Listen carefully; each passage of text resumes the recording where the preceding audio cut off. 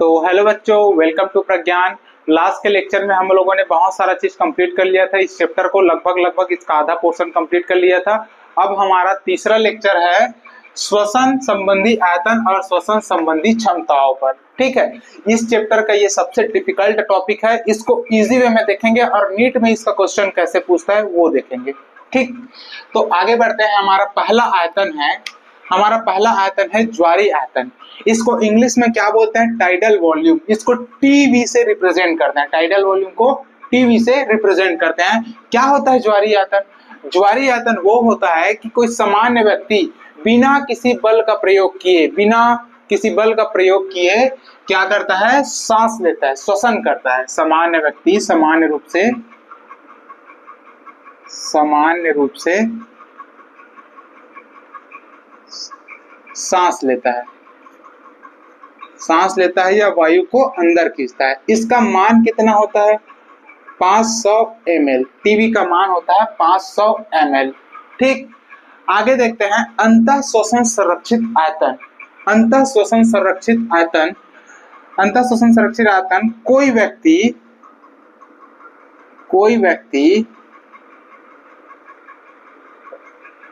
व्यक्ति कितना वायु बलपूर्वक अंदर ले सकता है उसे क्या बोलते हैं हम? अंतः श्वसन संरक्षित आयतन। इसको इंग्लिश में बोलते हैं इंस्पायरेटरी रिजर्व वॉल्यूम। इसको शॉर्ट में IRV से रिप्रेजेंट करते हैं। इसका मान कितना होता है? 2500 से 3000 ml तक इसका मान होता है। इतना समझ में आया?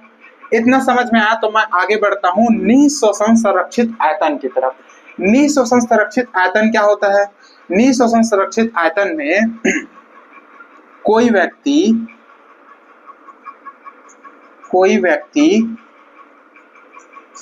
मेरे साथ साथ नोट्स बनाते हुए चलना। कोई व्यक्ति कितना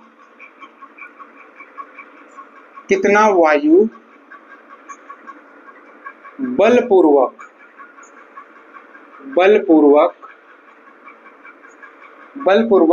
बाहर छोड़ सकता है, उसको क्या बोलते हैं हम? निःश्वसन संरक्षित आयतन। कोई व्यक्ति कितना वायु बलपूर्वक बाहर छोड़ सकता है। ठीक, इसको इंग्लिश में बोलते हैं एक्सपायरेटरी रिजर्व वॉल्यूम। इसको शॉर्ट में ERV से रिप्रेजेंट करते हैं। और इसका मान कितना होता है? इसका मान होता है 1000 से 1100 ml तक इसका मान होता है। इतना समझ में आया? मिनिमम इतना भेज सकता है, मैक्सिमम इतना भेज सकता है। समझ में आया? बाहर। आगे आते हैं अवशिष्ट आयतन। अवशिष्ट आयतन को इंग्लिश में बोलते हैं रेसिडुअल वॉल्यूम। इसको RV से रिप्रेजेंट करते हैं। ठीक, इसमें क्या होता है? बलपूर्वक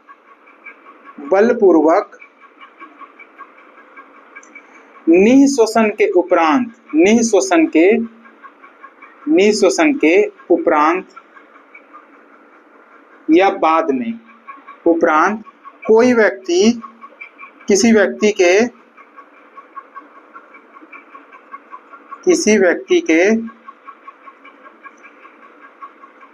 के फेफड़ों में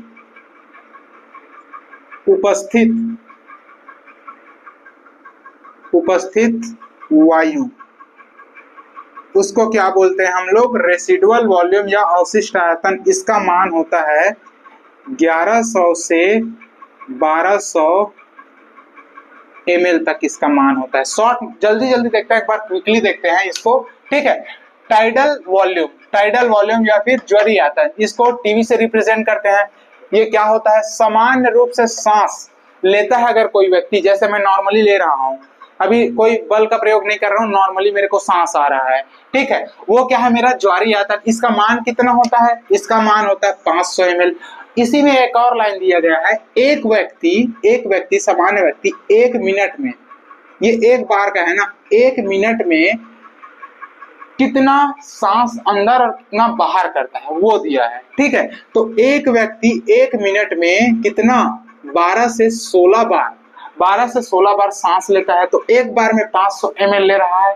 ठीक है, तो अगर इसको 500 को हम 12 से मल्टीप्लाई कर दें तो कितना आ जाएगा, 1 मिनट में कोई व्यक्ति कितना ml वायु अंदर लेता है या बाहर छोड़ता है, तो 6000 से 8000 ml तक, 8000 ml तक वायु अंदर लेता है या बाहर छोड़ता है।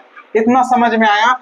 आगे देखना, अंतः श्वसन संरक्षित आयतन IRB को देखना, कोई व्यक्ति कितना वायु बलपूर्वक अंदर ले सकता है, कितना वायु बलपूर्वक अंदर ले सकता है, इसका मान होता है 2500 से 3000 ml तक। ठीक, आगे देखते हैं निःश्वसन संरक्षित आयतन को, इसको इंग्लिश में बोलते हैं एक्सपायरेटरी रिजर्व वॉल्यूम। ठीक, कोई व्यक्ति कितना वायु बलपूर्वक बाहर छोड़ सकता है, उसको क्या बोलते हैं, निःश्वसन संरक्षित आयतन। इसका मान होता है 1000 से 1100 ml तक।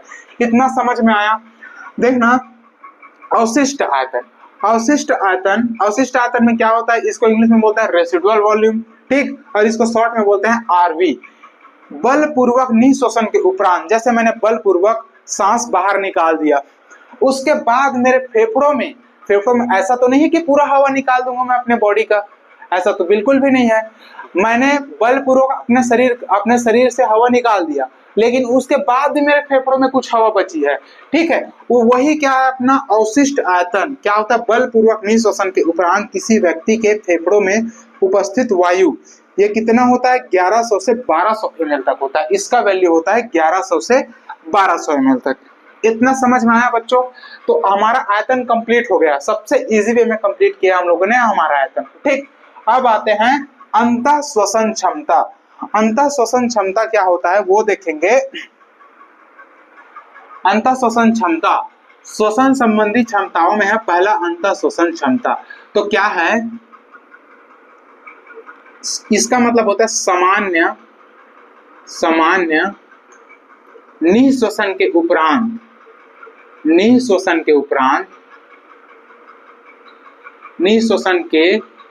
उपरांत कोई व्यक्ति कितना वायु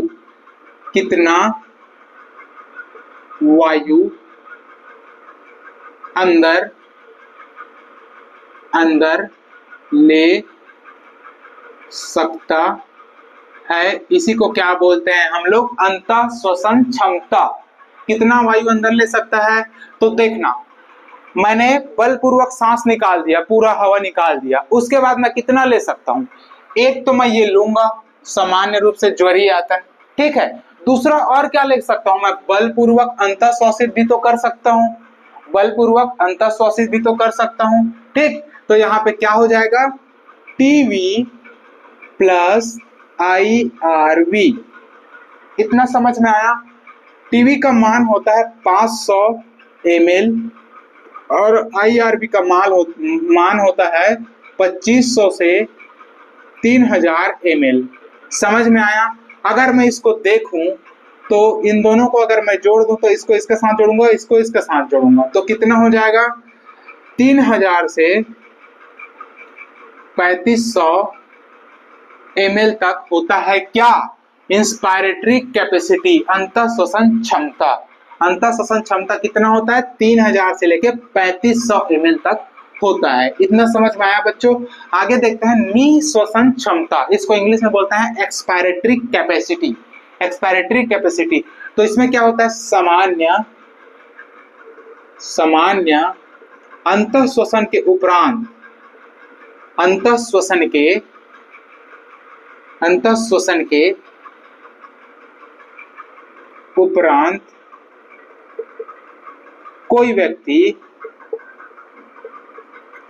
कोई व्यक्ति कितना वायु बाहर छोड़ सकता है। ठीक है, अंतः श्वसन ले लिए हम लोगों ने, मतलब सामान्य अंतः श्वासित कर लिए हम लोग नॉर्मल जैसे, और उसके बाद कितना वायु छोड़ सकता है बलपूर्वक, कितना वायु बलपूर्वक छोड़ सकता है, कितना वायु छोड़ सकता है। ठीक है, वो क्या होगा, कितना छोड़ेगा, टीवी तो छोड़ेगा ही, सबसे पहले ज्वारीय आयतन को तो छोड़ेगा ही, अपना ज्वारीय आयतन को तो छोड़ेगा ही, जैसे नॉर्मली छोड़ेगा 500 ml, ये तो छोड़ेगा ही। और उसके बाद और कितना छोड़ सकता है वो, ये भी तो छोड़ सकता है ना, निःश्वसन संरक्षित आयतन को भी तो छोड़ सकता है ना, इसको जो बलपूर्वक छोड़ सकता है उसको टोटल कितना छोड़ सकता है वो देखेंगे हम लोग। इसमें देखे थे टोटल कितना ले सकता है, इसमें देखते हैं टोटल कितना छोड़ सकता है। तो टीवी छोड़ सकता है एक, और एक क्या छोड़ सकता है, ईआरवी छोड़ सकता है। टीवी का मान फिर से वही होगा 500, और ईआरवी का 1000 से कहां तक, 1100 ml तक। समझ में आया बच्चों, इतना समझ में आया। तो देखेंगे इसका मान, ईसी का मान अगर देखें हम लोग, ईसी का अगर मान देखें तो कितना हो जाएगा, इसको इसके साथ जोड़ूंगा, उसके बाद इसके साथ जोड़ूंगा, तो 1500 ml से 1600 ml तक इसका मान होगा, किसका, ईसी का, एक्सपायरेटरी कैपेसिटी का। समझ में आया। अब आते हैं कार्यशील अवशिष्ट क्षमता। कार्यशील अवशिष्ट क्षमता क्या है, एफआरसी क्या है, इसको इंग्लिश में क्या बोलते हैं, functional residual capacity, functional residual capacity. अब देखना बच्चों, ये क्या होता है, सामान्य निःश्वसन के उपरांत, सामान्य निःश्वसन के उपरांत, सामान्य निःश्वसन के उपरांत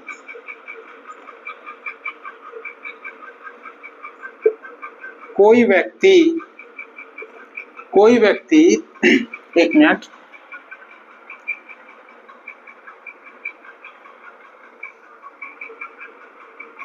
सामान्य निःश्वसन के उपरांत कोई व्यक्ति के अंदर के फेफड़ों के अंदर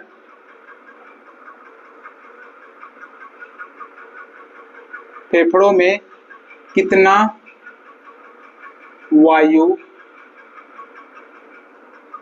हो सकता है, उसको बोलते हैं क्या, एफआरसी। एफआरसी का वैल्यू क्या हो, तो क्या होता है, एफआरसी का वैल्यू होता है ईआरवी प्लस क्या, आरवी।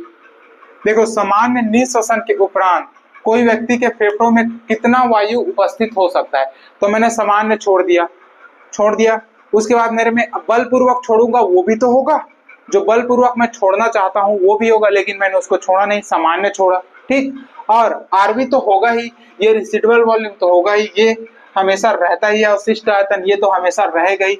तो इसका मान कितना हो जाएगा बच्चों, इसका मान हो जाएगा, इसका होता है 1000 से 1100 ml तक, और इसका मान होता है 1100 से 1200 ml तक। समझ में आया बच्चों।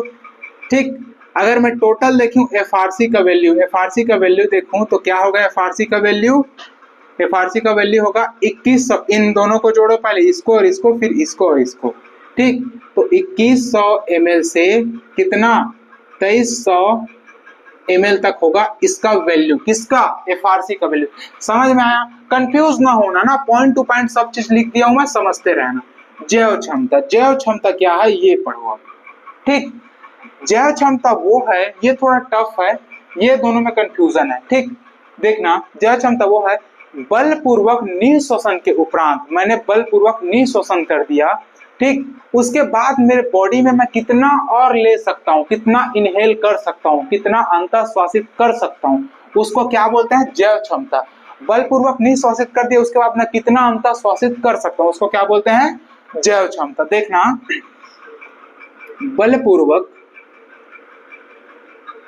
बलपूर्वक निःश्वसन के उपरांत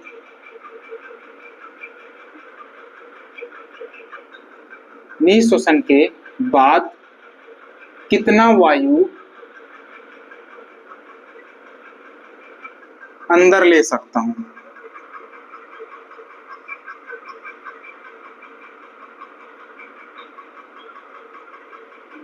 ये क्या है हमारी जैव क्षमता, वाइटल कैपेसिटी या फिर वीसी। तो इसका वैल्यू क्या हो जाएगा, वीसी। क्या क्या ले सकता हूं, सबसे पहले मैंने जो छोड़ा है उसको तो ले ही सकता हूं, ठीक। और क्या से ले सकता हूँ, बलपूर्वक अंतःश्वासित भी तो कर सकता हूँ मैं, बलपूर्वक अंतःश्वासित भी तो कर सकता हूँ मैं। IRV इंस्पायरेटरी रिजर्व वॉल्यूम और एक्सपायरेटरी रिजर्व वॉल्यूम, ठीक। और क्या कर सकता हूँ, सामान्य रूप से भी तो मैं अंतःश्वासित कर सकता हूँ, दैट मीन्स टीवी, इतना तो कर ही सकता हूँ मैं, ठीक। तो इसका वैल्यू क्या हो जाएगा, इसका वैल्यू होता है 1100, 1000 से 1100 अगेन, इसका वैल्यू होता है 2500 से कितना 3000 ml तक, ठीक। इसका वैल्यू होता है 500। अब निकालते हैं इसका वैल्यू, तो ये कितना हो जाएगा 1000 और 2500, 3500, 3500 और 500 कितना हो जाएगा 4000, 4000 से कितना 1100 और 3000 कितना होगा 4100, 4100 और 500 कितना हो जाएगा 4600 ml तक इसका कैपेसिटी रहता है, किसका जैव क्षमता कितना रहता है 4000 से 4600 ml तक। ये क्वेश्चन आता है, ये सारा डाटा आता है और आ चुका है और आने वाला है, इससे हर साल क्वेश्चन बनता है, क्योंकि ये कंफ्यूजिंग टॉपिक है ना। मैं आपको जैसा तरीके से बता रहा हूँ ना वैसा कोई नहीं बताएगा, समझ रहे हो। आगे देखना, फेफड़ों की कुल क्षमता, इसको बोलते हैं टोटल लंग कैपेसिटी, फेफड़ों की कुल क्षमता या फिर टोटल लंग कैपेसिटी, इसको शॉर्ट में बोलते हैं TLC, टोटल लंग कैपेसिटी। ये क्या होता है, एनसीईआरटी में इसमें गलत दे दिया है एक चीज कि एनसीईआरटी में एक चीज गलत दे दिया है कि बलपूर्वक निःश्वसन के बजाय वो उसको देना था बलपूर्वक अंतःश्वसन बोलना था, ठीक है। तो क्या होगा, इसका मान होगा बलपूर्वक अंतःश्वसन के उपरांत, अंतःश्वसन के उपरांत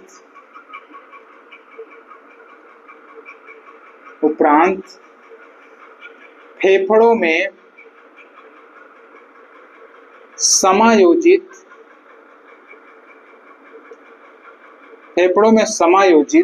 अंतःश्वसन, बलपूर्वक अंतःश्वसन के उपरांत फेफड़ों में समायोजित वायु की कुल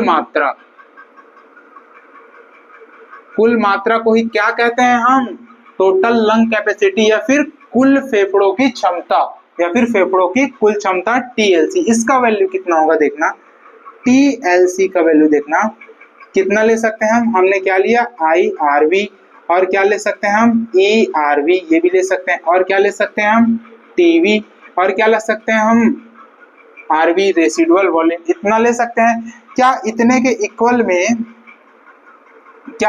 इक्वल में VC है, वाइटल कैपेसिटी के बराबर है ये, तो इसको मैं शॉर्ट में क्या है ये भी लिख सकता हूँ VC प्लस RV, ऐसे भी तो लिख सकता हूँ मैं इसको। अब इसको आप काउंट कर लेना, मैंने इतना का काउंट करके बता दिया, इतना तो आप कर ही सकते हो, ठीक है। अधिकतम मैक्सिमम निकाल लेना, IRV का दोनों वैल्यू लेना, ERV का दोनों वैल्यू लेना, TV का तो एक ही वैल्यू होता है, जोड़ देना सब में, RV का भी दोनों वैल्यू लेना, फिर निकल जाएगा आपका टोटल लंग कैपेसिटी। इजी है, सबसे इजीएस्ट तरीके से मैंने इस टॉपिक को आपको एक्सप्लेन कर दिया, ठीक है। अब आगे बढ़ते हैं हमारे नेक्स्ट टॉपिक की ओर। नेक्स्ट टॉपिक है क्या, गैसों का विनिमय, ठीक। इतना समझ में आया, इतना समझ में आया ना, तो आगे बढ़ता हूं मैं।